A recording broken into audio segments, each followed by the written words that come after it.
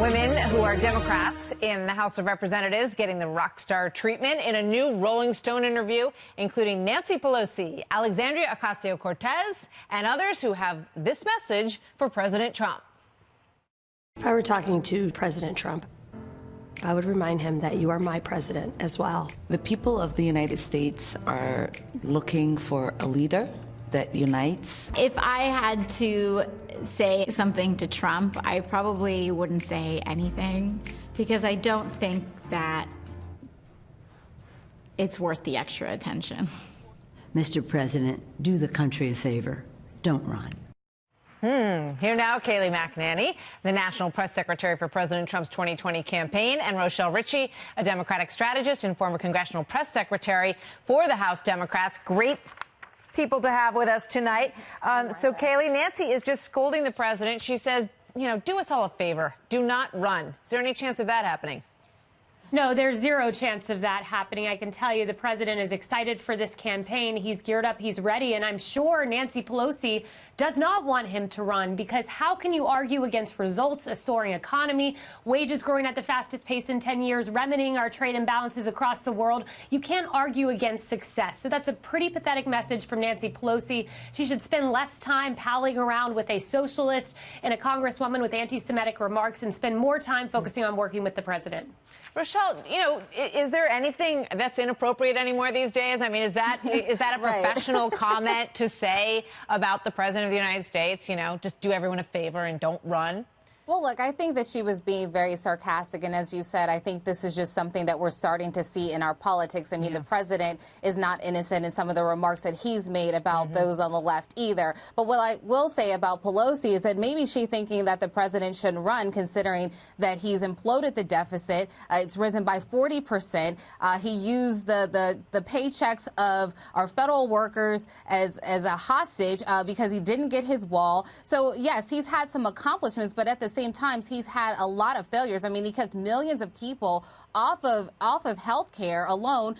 Prescription drugs were supposed to go down under this president. That hasn't happened. Instead, he's given tax cuts to pharmaceutical companies. So maybe that's the reason why she's saying he shouldn't run. And plus, let's look at what's happening with his base, which isn't really supporting him that much either. Whoa, Kayleigh?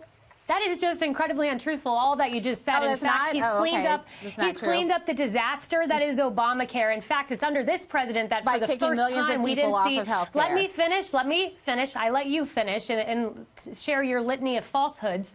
So for the first time, healthcare costs 11% under this president. We let you say everything you wanted to say. Go ahead, Kayleigh. Exactly. He's expanded choice in the healthcare market, no doubt about that. And you want to talk about his base? 93% support for this president, far higher than the support Obama had among Democrats or Clinton had among Democrats. Kayleigh. So you're entitled to your own opinion. You're not entitled to your own facts. All right. I want to play another piece of this. You know, of course, they don't do these kinds of, like, you know, rock and roll tribute kind of pieces to your party, Kayleigh, but they do them a lot for Democrats. So let's play a little bit more of this. It's kind of interesting. Watch.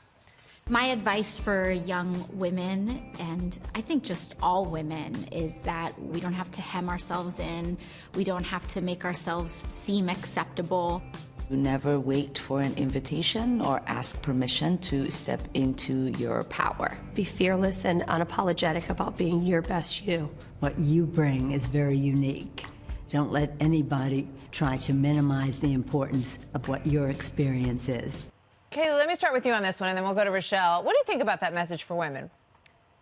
Well, look, I think we can be us, to be bold, to be unabashed. I agree with that. But that being said, you know, there's such an effort here to court the female vote. But again, you can't argue with the president. Historic low unemployment for females across this country, empowering them. Ivanka, a champion for paid family leave. If they want to empower females, come over to the White House and work with Ivanka and make that a reality. So that's my message to Nancy Pelosi. Rochelle?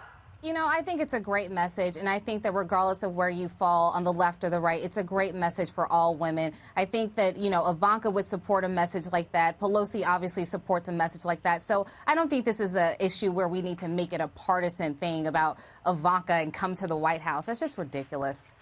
You know, you wanted paid family leave. You have an option now. I haven't heard your party come into the table on it, on that or infrastructure or anything else you guys have asked for.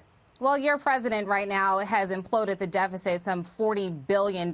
So maybe that's why there's nothing. So if you want to talk Obama's not running, Kayleigh. You guys keep talking about Obama. He's not running. No president has a good record on the deficit over the last 4 to 5 presidential presidencies. So I think that's a pretty tough argument for anybody to make on behalf of any president at this point. So, ladies, we're going to leave it there. Thank you very much. Good to have both of you with us tonight. Thank you, Thanks, Martha.